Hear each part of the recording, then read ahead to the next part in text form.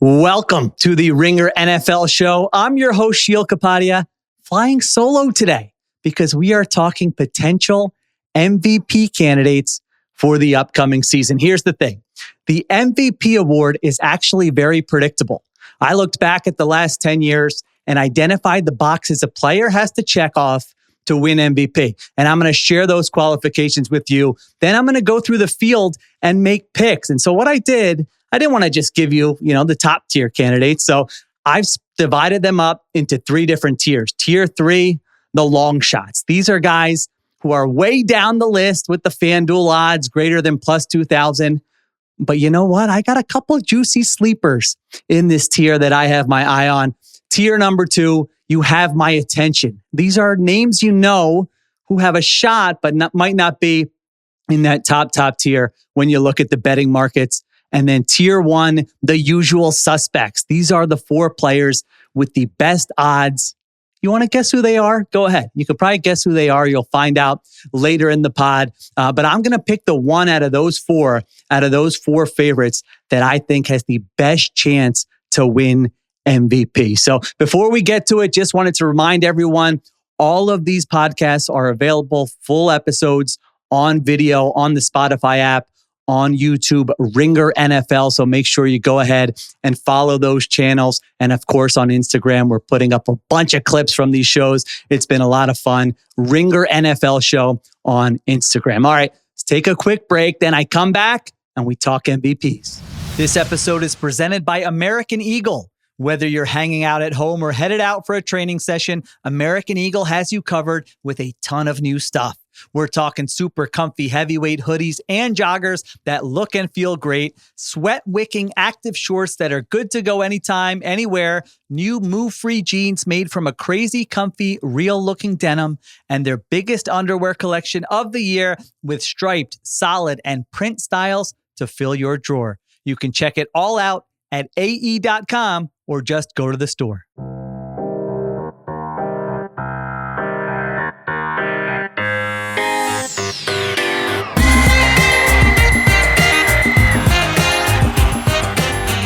All right, so here's the formula for who wins MVP. There's 4 criteria. 1, got to be a quarterback. The last time a non-quarterback won this award was 2012, and guess what? That is how it should be. You don't need to have some kind of contrarian take on this, that all my quarterbacks get. No, it should be a quarterback. It's going to be a quarterback. We're weeding everyone else out in the candidate pool. So that's number 1. Number 2, team success. How do we define that? If you look back at the last 10 years, every single MVP winner has been the 1 or the 2 seed in their conference. Every single one. And since the schedule moved to 17 games, every MVP winner has been on a team that has won at least 13 games. So this is like the big one. We'll talk about the other factors, but this is the big one. If you're not on a team that can win at least 13 games and be the 1 or the 2 seed, you have almost no shot. Like, we might discuss you might come up on a top 5 list, but you're probably almost certainly not going to win MVP. So that's the second one, team success. Number 3, the numbers.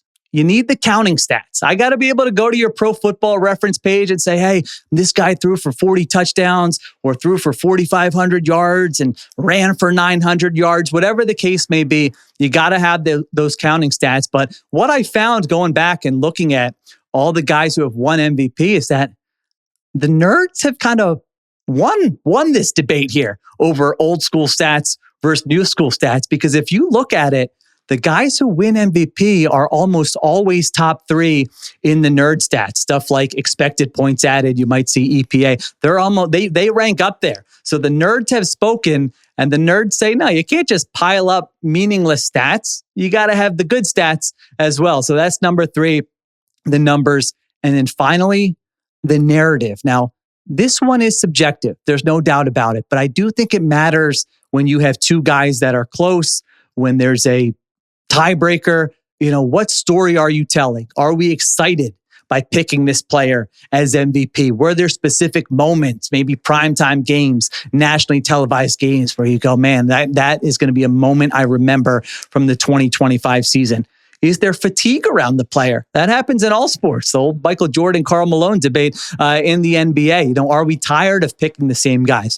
Do we want someone new? So again, this one is less important. I don't think narrative alone is enough to make you win MVP, but if it's close between a couple players, I do think it comes into play. All right, so those are their criteria. Got to be a quarterback that wins around 13 games, is a 1 or the 2 seed. Got to have the stats. And then you have to win the narrative. So who fits? Again, 3 tiers here. And tier 3, we've got the long shots. 2 players in this category intrigue me. Brock Purdy and CJ Stroud.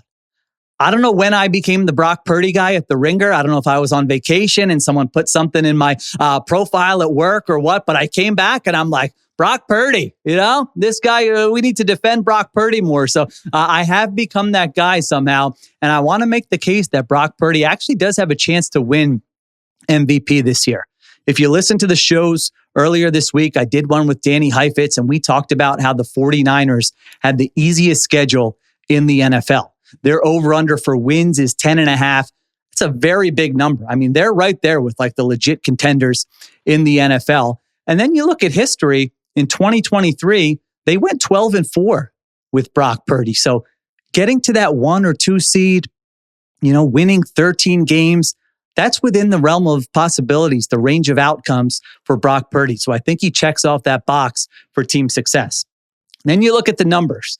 And we've seen that Purdy is capable of putting up monster numbers in a Kyle Shanahan offense. Purdy could have a stat line where he throws for 4,500 yards, completes 70% of his passes, 33 touchdowns, 9 interceptions, something like that. If you go back and you look at 2023, his numbers were pretty close to that season. And then the advanced stats, they all have been very kind to Purdy over the course of his career. Back in 2023, he finished first in total EPA. So he's got that kind of ceiling where you say, all right, numbers, he could have the numbers.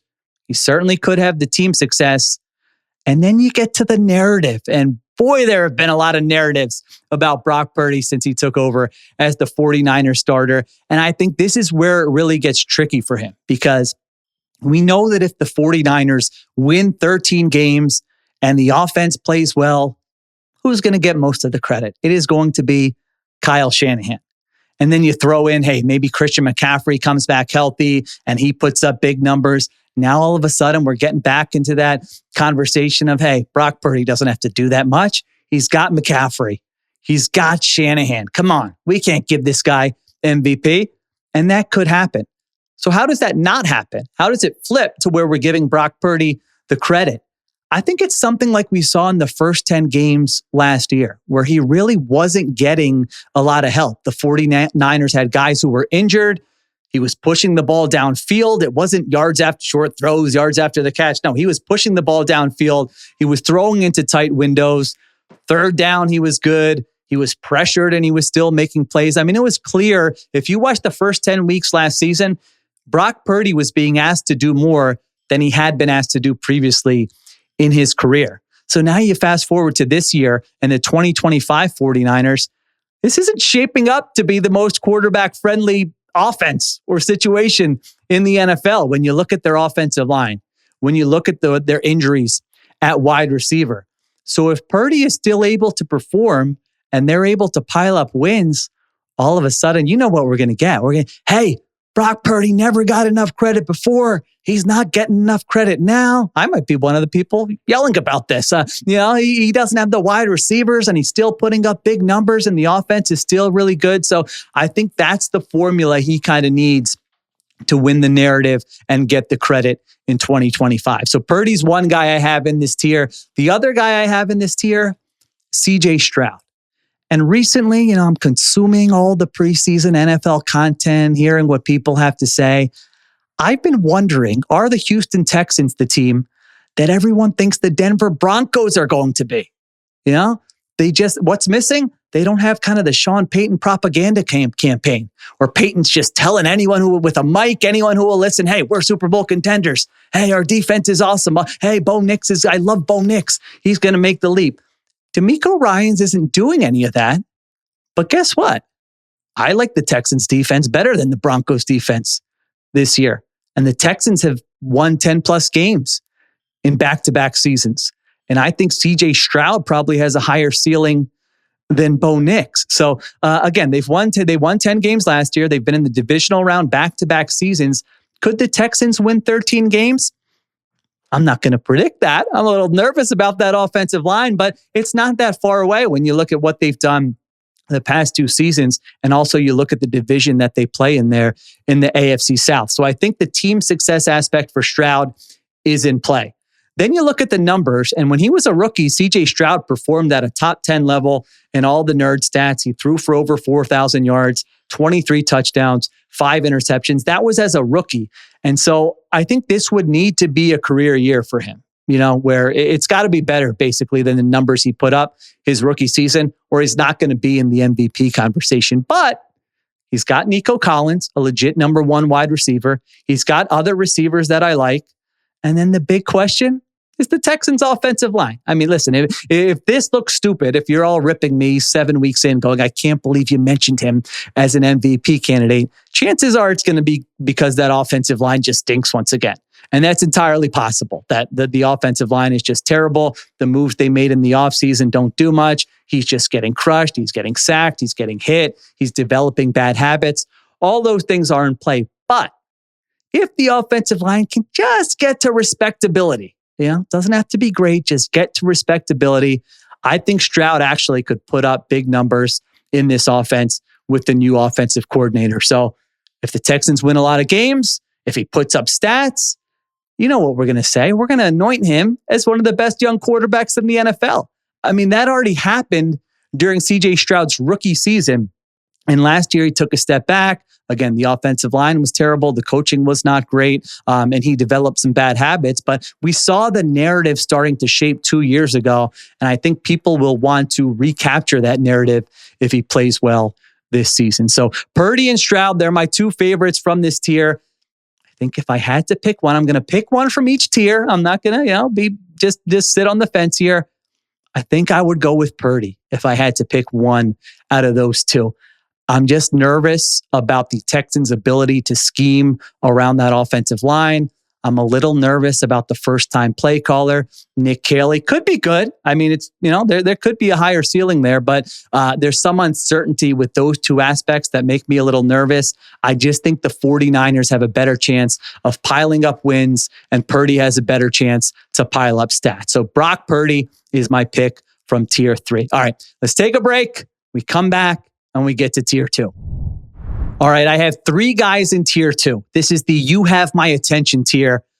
I've got Jaden Daniels, Jalen Hurts, and Jordan Love. So let's go over these three guys in tier 2. With Daniels, you have the obvious narrative, putting Washington football back on the map, exciting young player, beloved by his fan base, could be the next great quarterback.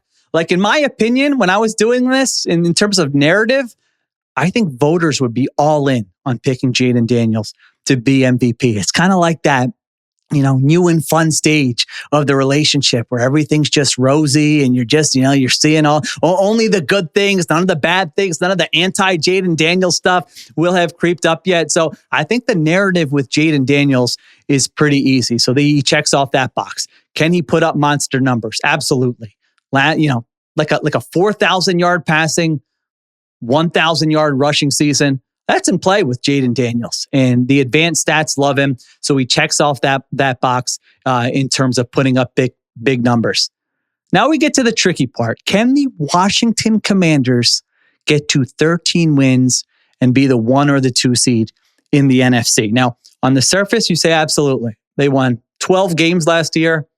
12 games might be good enough to be the 1 or the 2 seed in the NFC this year. But sure, it's one more game. They can get to 13.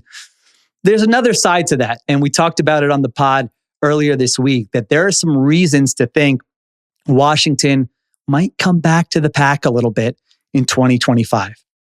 They were 8-2 in 1-score games last year. They were maybe the best 4th down team of all time. And so you look at those things, and they're not typically things that would carry over from one season to the next. So I think there's some boom or bust to the Commanders. There's some boom or bust to just, how we're talking about Jaden Daniels at the end of the season. But when you're talking about MVP, the downside doesn't matter that much. You're only looking at guys who have that ceiling. And I do think Jaden Daniels and the Commanders do have that ceiling. So I've got him in this tier.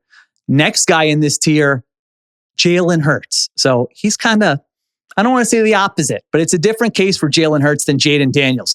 Can the Eagles get to 13 wins? Absolutely. I mean, they are 37-9.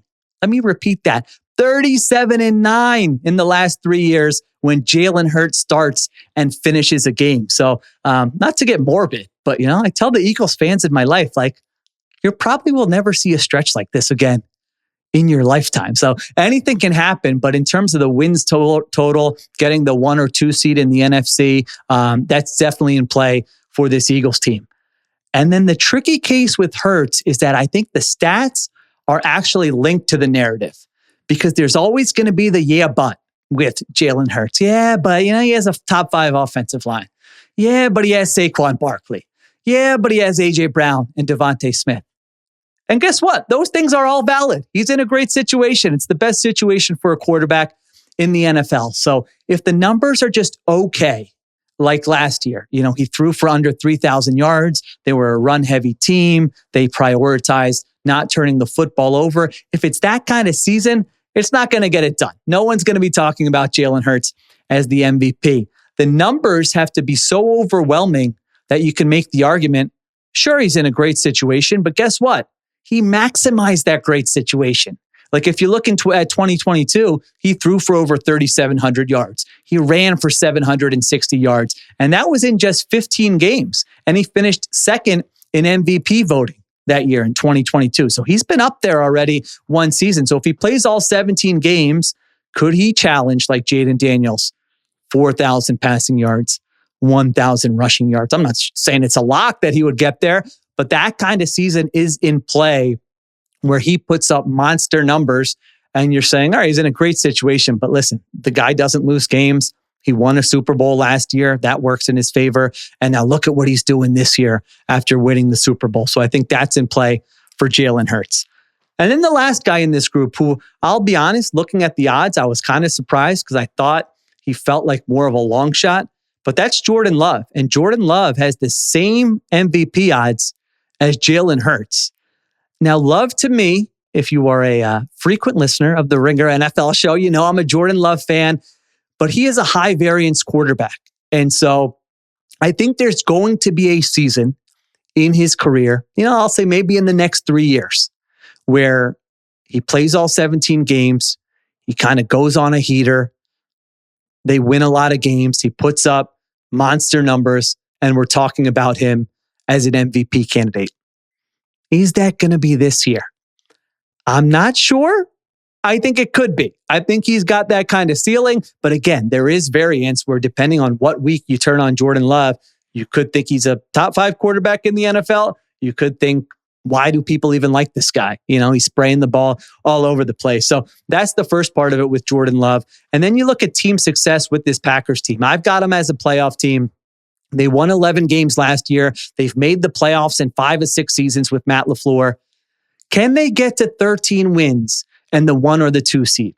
I'm not predicting that, but I think it's in play. Like when you look at the team success aspect, I think it's in play for Jordan Love and the Packers, even if it's not as likely as it might be with Jalen Hurts and the Eagles. The numbers, Jordan Love threw for over 4,000 yards, 32 touchdowns, 11 interceptions 2 years ago. He passed the nerd stat test that season. Last year, he deals with 3 different injuries, did not play as well. I do think he bounces back this year, assuming he's healthy and gets kind of better injury luck there. So I do think Jordan Love can pass the numbers test where he can put up big numbers this year in that Packers offense. The narrative is sort of similar to Stroud. 2 years ago, we're talking about these guys as 2 of the better young quarterbacks in the NFL. Maybe they both didn't have the years some of us were expecting last year, but I think you could get back to that with Jordan Love where you say, wow, he's making the leap this year. And the thing with Love is that there's some flash to his game. Like there will be specific wow throws that go viral, The film grinders will be posting the all 22. Oh my gosh, look at this window. Look at his arm angle from Jordan Love. So he's got that working for him where when he's hot, he's a very fun quarterback to watch. So it comes down to Daniels, Hurts, and Love in this tier. As I was going through it, I eliminated Love first. He's off the island. Love is off the island. Just because his chances for team success, I think, are lower than Jalen Hurts, and his chances to put up big numbers and maybe even win the narrative are lower than Jaden Daniels. So as I was, going through process of elimination here, I thought maybe he was one tier below Jaden Daniels and Jalen Hurts. So ultimately, it came down to those two guys in this tier. And I looked at it, and I got Daniels as the pick from this tier because I looked at it, and Daniels had better numbers than Hurts last year with significantly less help. He was in a far worse situation. And so it's not all about numbers, but as I've mentioned, numbers do matter when it comes to MVP voting. And so if you look at it this way, if the Commanders are the 1 or the 2 seed and they win 13 games, Jaden Daniels is going to get all of the credit. It's not going to be like, oh, Dan Quinn or Cliff Kingsbury or Terry McLaurin, like those guys it's going to be Jaden Daniels. Wow, look at what this guy's doing in Washington, kind of putting the team on his back. If Jalen Hurts is the 1 or the 2 seed and wins 13 games, he will get a share of the credit. There will still be all those other arguments that I made. Vic Fangio, defense, offensive line, A.J. Brown, Devontae Smith, Saquon Barkley. So it's a trickier case for Hurts. Ultimately, that's what it came down to. I felt like Daniels is going to have an easier case if his team wins a lot of games. So I got Jaden Daniels in tier 2, Brock Purdy in tier 3, and then we go to tier 1, the usual suspects. All right, the 4 favorites, if you guessed earlier, let's see if you were right. Lamar Jackson, Josh Allen, Joe Burrow, and Patrick Mahomes. And so these guys, Mahomes, Jackson, and Allen have combined to win 5 of the last 7 MVP awards. Burrow has finished top 5 in MVP voting 2 of the last 3 years. So all these guys are capable of putting up ridiculous numbers. We don't even need to go into that. We know it. Go check their Pro Football Reference pages. We've seen it in previous seasons. It's not going to come down to that. They're all capable of putting up crazy numbers.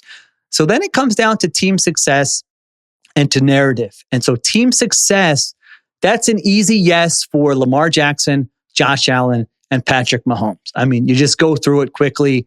Ravens are 25-8 with Jackson over the last 2 seasons. The Bills have won between 11 and 13 games for 5 straight seasons with Josh Allen. Like if he's on the field, they're winning between 11 and 13 games. And then the Chiefs have averaged 13 wins, not their peak, averaged 13 wins with Patrick Mahomes over the last 5 seasons. So along with the Eagles, these 3 teams, the Ravens, the Bills, and the Chiefs, they have the best Super Bowl odds. I'm not worried about their team success this year. This is where if I'm projecting, I think Burrow is the first guy to get weeded out, kicked off the island. It's not impossible that the Bengals get the 1 or the 2 seed, but it's far less likely than with those other guys. Bengals went 12-4 in 2022. Since then, Joe Burrow's last 27 starts, they are 14-13. 14-13 in his last 27 starts. Now, let me be clear, everybody. That's not Joe Burrow's fault. We all watch the games. I understand it's not Joe Burrow's fault, but that same story could play out again this year where Burrow's playing great, the offense looks great, the defense doesn't look great, and they're not coming close to that ceiling you need to win 13 games to be considered an MVP candidate. Now, I've got the Bengals still sneaking in, but even then, I'm bullish on the Bengals and think they can maybe overcome some stuff on defense, but it's still going to limit them. Like I've got them 10 wins, 11 wins maybe. They got the Ravens in their own division who they have to contend with. And then even if they win the AFC North, you got to jump the Chiefs or the Bills to get the 1 or the 2 seed in the AFC. Again, there haven't been any exceptions to that rule in the last 10 years. Every MVP has been a 1 or a 2 seed the last 10 years. So sorry, Joe Burrow, big fan, bullish on the Bengals, but you're out of here. So then it comes down to Lamar Jackson, Josh Allen, and Patrick Mahomes. And so now we switch to the narrative. And I think the narrative with Lamar Jackson and Josh Allen is a little tricky. I think they're in a tough spot from a narrative perspective. They are in this sort of fragile no man's land, we can call it. And we sometimes find great athletes in this spot where we say, we know they're great. We know they're on a Hall of Fame trajectory. That absolutely applies to Lamar Jackson and Josh Allen. We know they're amazing to watch. We know their teams are going to win a lot of games. But you know what the question is going to be? It just always comes down to, can they do it in the playoffs this year? Can they get to a Super Bowl? This is just how sports works. You know, we can do our best to contextualize quarterback play and say the film showed this and that wasn't his fault and the numbers say this and he didn't have the defense and he didn't have the offensive line. And hey, if just this one play went differently in the AFC Championship game, what are we talking about here? I understand all those things. I am a fan of all those things. I try to do all those things, but it's still sports, and winning on the biggest stage still matters. So that the narrative, that's what it's going to come down to. There's going to be some fatigue, I think, with both these guys where there will be this, yeah, that was cool. They had a great season, but you know what? They've never gotten to a Super Bowl. You're going to hear that response. Now, let me be clear. That is not how I consume sports. I enjoy watching both guys play. I think they're incredible. I marvel at what they're able to do. I will be appreciating it on a week-to-week basis with Lamar Jackson and Josh Allen. But if we're talking narrative, that's going to be part of the narrative for both of them until they get over the hump and at least get to the Super Bowl and beat out Patrick Mahomes in a playoff game. So that's what it comes down to. Now, ultimately, it is a regular season award. So I don't want to overweight the narrative with either of those guys. I mean, if they have team success and put up absurd numbers, it'll be enough to win. We just saw that last year. We saw it the year before. I just think if we're doing tiebreakers, I don't think the narrative is going to be that compelling other than, hey, these guys are great at football. And maybe that'll be enough, but there's nothing really more than that. So that's Jackson and Allen. With Mahomes, there's a fatigue, I think, with Mahomes, but there also is sort of a fascinating narrative when you look at the 2025 season. And it is the, I still have the belt narrative. It's, you guys are giving it to Josh Allen. You're giving it to Lamar Jackson. Everyone loves Jaden Daniels. But guess what? It's still my league. And I'm coming back this year with a vengeance. And I'm going to show everyone that this is not up for debate, that I'm still the guy. I mean, he hasn't won the MVP since 2022. And you look at the numbers, what can he do in the 2025 Chiefs offense? You know, he threw back, his Pro Football Reference page is ridiculous. I mean, 2018, he throws for 50 touchdowns in 2018. Now, he had Tyreek Hill on that team. 2022 is the season I'm kind of looking at saying, could we see some version of that Mahomes with this Chiefs offense? So remember, 2022 was without Tyreek Hill. They trade Tyreek Hill. Everyone's worried about the Chiefs. And what does he do? He throws for over 5,000 yards and 41 touchdowns. Now, we still had Travis Kelce in his prime that season, but the wide receivers for that team, I mean, Juju Smith-Schuster and Marquez Valdez-Scantling. So you're looking ahead to 2025 and saying, hey, if the Chiefs' offensive line fixes work, if Josh Simmons, the rookie left tackle, if he can be good right away, Mahomes is capable of putting an offense on his back. If Rashee Rice comes back healthy and Xavier Worthy is better in his second year as he was as a rookie, that's in play with Patrick Mahomes. So I think there is a narrative with him where I can just see the conversations in November and December that Mahomes just came back and was like, stop talking about these other guys. I am still the best quarterback in the NFL, maybe the best quarterback of all time. So I think that's in play for Patrick Mahomes. So there you go. Mahomes, Allen, and Jackson. Where do I land with this top tier? I'll be honest. I did this exercise and I almost talked myself into Patrick Mahomes with the narrative that I just described. Ultimately, though, I couldn't get there. I'm still skeptical. I'm still skeptical that they fixed their issues with the supporting cast, with the offensive line, at wide receiver. I actually think the most likely outcome is not 2022. I personally think the most likely outcome is that it looks a lot like it's looked like the last 2 years. I could be totally wrong. That would not shock me if I come in, week eight, I'm issuing an apology. I can't believe I doubted them. But that is how I feel going into the season, is that, you know what? He's just not going to be able to put up those numbers that you need to win MVP. All right. So then it comes down to two: Lamar Jackson, Josh Allen, kind of like it's been the last 2 years. I looked at the teams and I think I like the Bills a little bit more this year. You look at it, they had the NFL 7th easiest schedule. I don't think that's a strong division.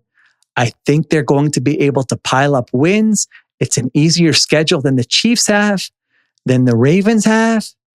And so I'm going Josh Allen back-to-back MVP. Again, it's a coin flip between those two guys. They're going to put up big numbers. They're both going to have team success. I think the Bills are going to have opportunities to pile up those wins, be the 1 seed. Allen's durability came into play when I was making my decision. He's as durable as a quarterback as there is in the NFL. Anyone can get injured. We know that, but he has had a history of durability. The other thing, I think there's a chance that the Bills defense struggles a little bit, especially early in the season until they figure things out.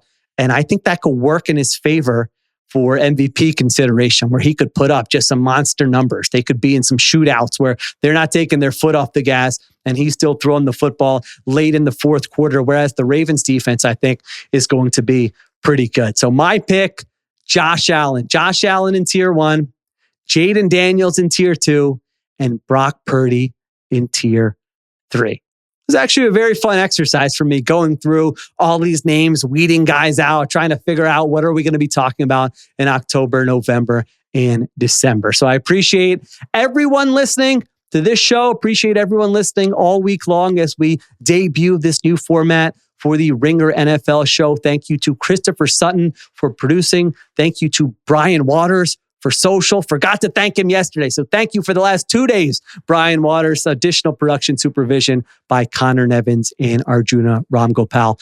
I'll talk to you tomorrow on the Ringer NFL show.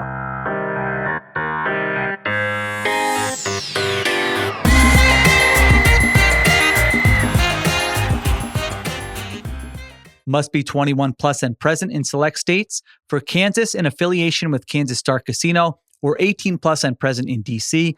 Gambling problem? Call 1-800-GAMBLER or visit rg-help.com. Call 1-888-789-7777 or visit ccpg.org/chat in Connecticut or visit mdgamblinghelp.org in Maryland. Hope is here. Visit gamblinghelplinema.org or call 800-327-5050 for 24/7 support in Massachusetts, or call 1-877-8-HOPE-NY or text HOPE-NY in New York.